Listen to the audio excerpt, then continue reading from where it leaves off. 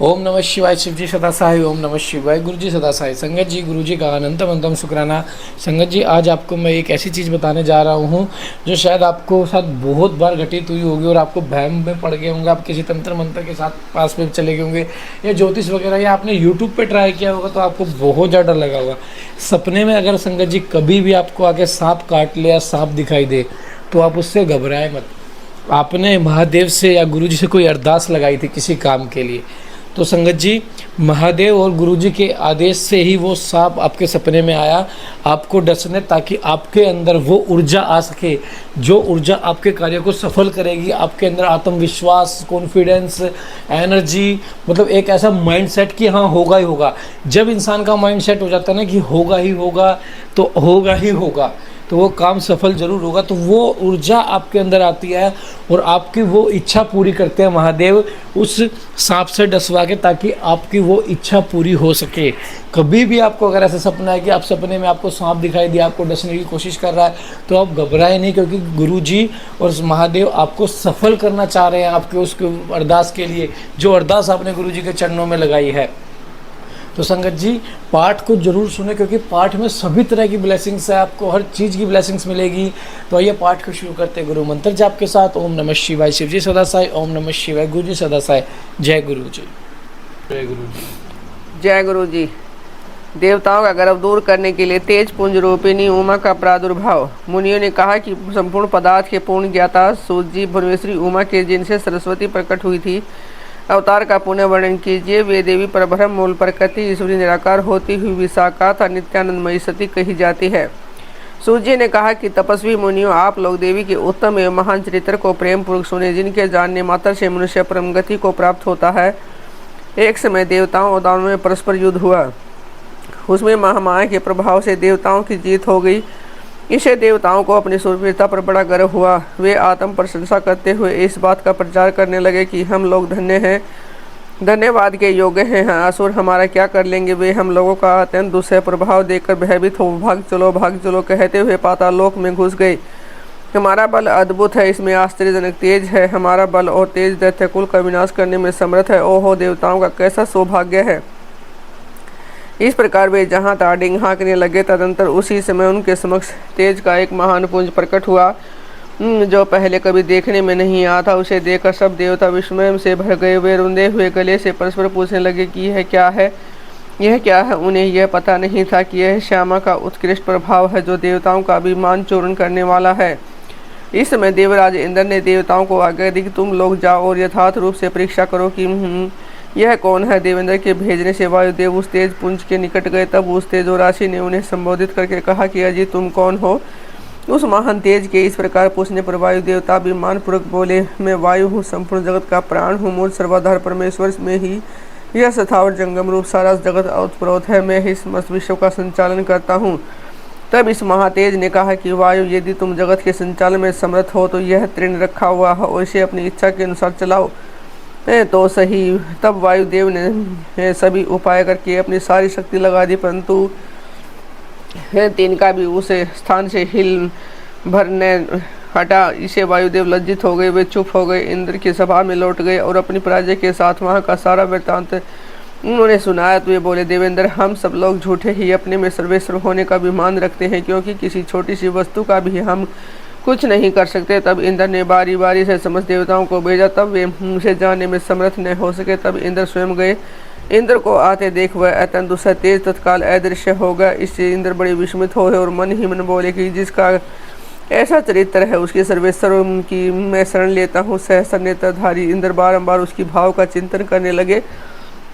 इसी समय निश्चल करुणामय शरीर धारण करने वाले सच्चिदानंद स्वरूपिणी शिवप्रिया उमा इन देवताओं पर दया करने उनका गर्व दूर हरने के लिए चैत्र शुक्ला नवमी को दोपहर में वहाँ प्रकट हुई। वे उस तेज पुंज के बीच में विराज रही थी। उसकी कांति से दसों दिशाओं को प्रकाशित कर रही थी और समस्त देवताओं को सुस्पष्ट रूप से जता रही थी कि मैं साक्षात परब्रह्म परमात्मा हूँ। मेरे चार हाथों में कर्मश वरपास अंकुश है और अभ्यदान किए थी। श्रुतियाँ साकार होकर उनकी सेवा करती थी। वे बड़ी रमणीय दिखती थी तथा अपने नूतन यौवन पर उन्हें गर्व था। वे लाल रंग की साड़ी पहने हुए थी। लाल फूलों की माला तथा लाल चंदन से उसका श्रृंगार किया गया था। वे कोटि कोटि कंदर्पों के समान मनोहारी था, करोड़ों चंद्रमाओं के समान चटकीली चांदी से सुशोभित थी। सबकी अंतर्यामी, समस्त भूतों की साक्षिणी तथा परब्रह्म स्वरूपिणी उन महामाया ने इस प्रकार कहा। उमा बोली, मैं ही परब्रह्म परम ज्योति प्रणव रूपिणी तथा युगल रूप ऋणी हूँ। मैं ही सब कुछ हूँ, मुझसे भिन्न कोई पदार्थ नहीं है। मैं निराकार होकर भी साकार हूँ, सर्वतत्व रूपिणी हूँ। मेरे गुण अतर्क्य है। मैं नित्य स्वरूपा तथा कार्य रूपिणी हूँ। मैं ही कभी प्राण वल्लभा का आकार धारण करती हूँ और कभी प्राण वल्लभ पुरुष का, कभी स्त्री और पुरुष दोनों रूपों में एक साथ प्रकट होती हूँ। यही मेरा अर्धनारीश्वर रूप है। मैं सर्वरूपिणी ईश्वरी हूँ। मैं ही सृष्टिकर्ता ब्रह्मा हूँ और मैं ही जगत पालक विष्णु हूँ तथा मैं ही संहार करता रुद्र हूँ। संपूर्ण विश्व को मोह में डालने वाली महामाया मैं ही हूँ। काली, लक्ष्मी और सरस्वती आदि संपूर्ण शक्तियाँ तथा ये सकल कलाएं मेरे अंश से ही प्रकट हुई है। मेरे ही प्रभाव से तुम लोगों ने संपूर्ण दैत्यों पर विजय पाई है। मुझ सर्व विजय को न जानकर तुम लोग व्यर्थ को अपने को सर्वस्व मान रहे हो। जैसे इंद्रजाल करने वाला सूत्रधार कठपुतली को नचाता है, उसी प्रकार मैं ईश्वरी ही समस्त प्राणियों को नचाती हूँ। मेरे भय से हवा चलती है, मेरे भय से अग्निदेव सबको जलाते हैं तथा मेरा भय मानकर ही लोग पालगण निरंतर अपने अपने कार्यों में लगे रहते हैं। मैं सर्वथा स्वतंत्र हूँ और अपनी लीला से कभी देव समुदाय को विजयी बनाती हूँ तो कभी दैत्यों को माया से परे, जिसे अविनाशी प्रात पर धाम का श्रुतियाँ वर्णन करती हैं, वह मेरा ही रूप है। सगुण और निर्गुण ये दो प्रकार के रूप माने गए हैं। इनमें से प्रथम तो माया युक्त और दूसरा माया रहित है। देवताओं, ऐसा जानकर गर्व छोड़ो और मुझ सनातनी की प्रकृति प्रेम रूप की आराधना करो। देवी का है करुणा युक्त वचन सुनकर देवता भक्ति भाव से मस्तक झुकाकर उन परमेश्वर की स्तुति करने लगे। जगदीश्वरी, क्षमा करो, परमेश्वरी प्रसन्न हो। माता, ऐसी कृपा करो जिसे फिर कभी भी हमें गर्व न हो। तब से सब देवता गर्व छोड़कर एकाग्रचित हो पूर्ववत विधि पूर्वक उमा देवी की आराधना करने लगे। ब्राह्मणों, इस प्रकार मैंने तुमसे उमा के प्रादुर्भाव का वर्णन किया है, जिसके श्रवण माता से परम पद की प्राप्ति होती है।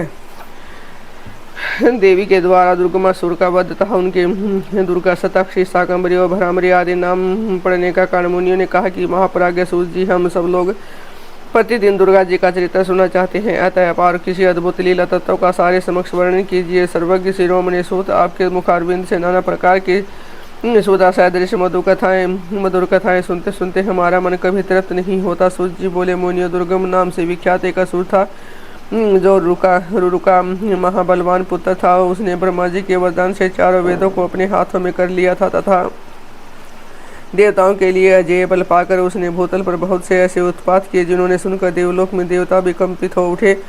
वेदों के अदृश्य हो जाने पर सारी वैदिक क्रियाएं नष्ट हो चली। उस समय ब्राह्मण और देवता भी दुराचारी हो गए। न कहीं दान होता था, न उग्र तप किया जाता था, न यज्ञ होता था, न ही होम किया जाता। उसका परिणाम यह हुआ कि पृथ्वी पर 100 वर्षों तक के लिए वर्षा बंद हो गई और तीनों लोकों में हाहाकार मच गया। सब लोग दुखी हो गए। सबको भूख प्यास का महान कष्ट सताने लगा। कुआं, बावड़ी, सरोवर, सरिताएं और समुद्र भी जल से रहित हो गए। समस्त वृक्ष और लताएं भी सो गई, जिसे समस्त प्रजाओं के चित्त में बड़ी दीनता आ गई। उनके महान दुख को देखकर सब देवता महेश्वरी योग माया की शरण में गए।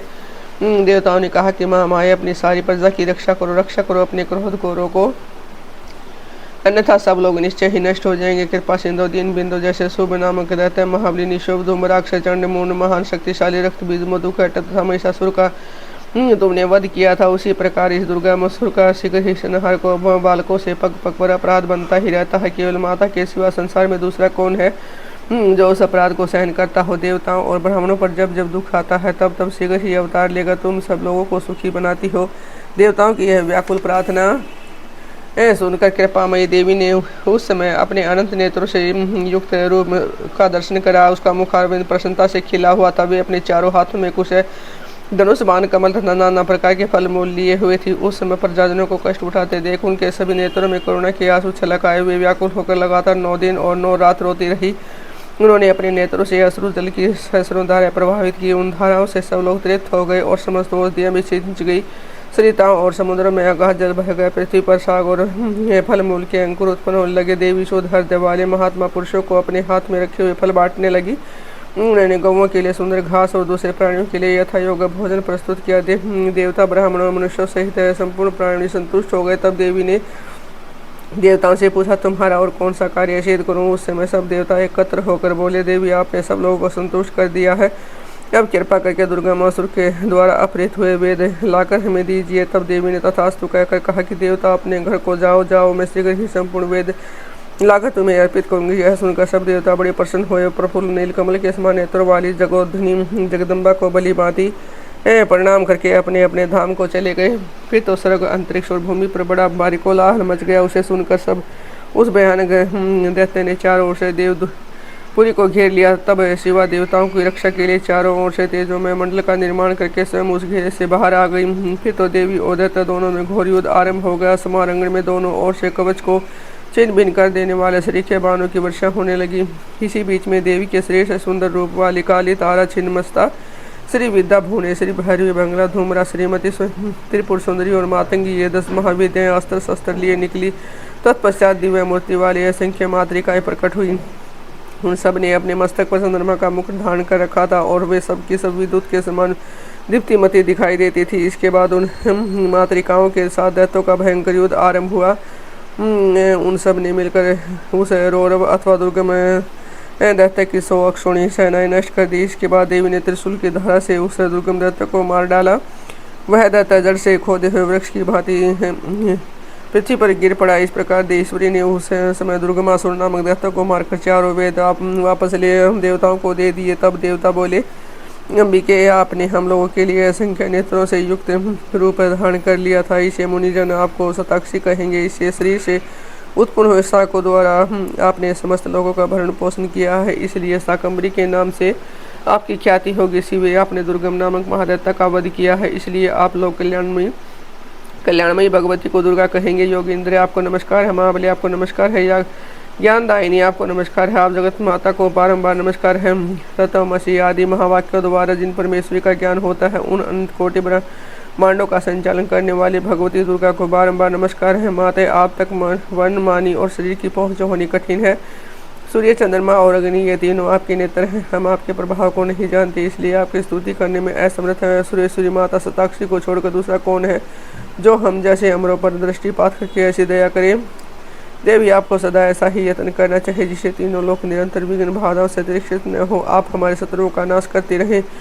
देवी ने कहा कि देवताओं जैसे बछड़ों को देखकर गौ व्यग्र हो उतावली के साथ उनकी ओर दौड़ती हैं, उसी तरह मैं तुम सबको देखकर व्याकुल हो दौड़ी आती हूँ। तुम्हें न देखने से मेरा एक अक्षण भी युग के समान बीता है। मैं तुम्हें अपने बच्चों के समान समझती हूँ और तुम्हारे लिए अपने प्राण भी दे सकती हूँ। तुम लोग मेरे प्रति भक्ति भाव से सुशोभित हो, अतः तुम्हें यहाँ कोई भी चिंता नहीं करनी चाहिए। मैं तुम्हारी सारी आपत्तियों का निवारण करने के लिए सदैव उद्यत हूँ। जैसे पूर्व काल में तुम्हारी रक्षा के लिए मैंने दैत्यों को मारा है, उसी प्रकार आगे भी असुरों का संहार करूंगी। इसमें तुम्हें संशय नहीं करना चाहिए। मैं सत्य सत्य कहती हूँ, भविष्य में जब पुण्य शुंभ और निशुंभ नाम के दूसरे दैत्य होंगे, उस समय मैं यशोमयी देवी नंद पत्नी यशोदा के गर्भ से योजिन रूप धारण करके गोकुल में उत्पन्न होंगे और यथा समय उन असुरों का वध करूंगी। नंद की पुत्री होने के कारण उस समय मुझे लोग नंदनचा कहेंगे।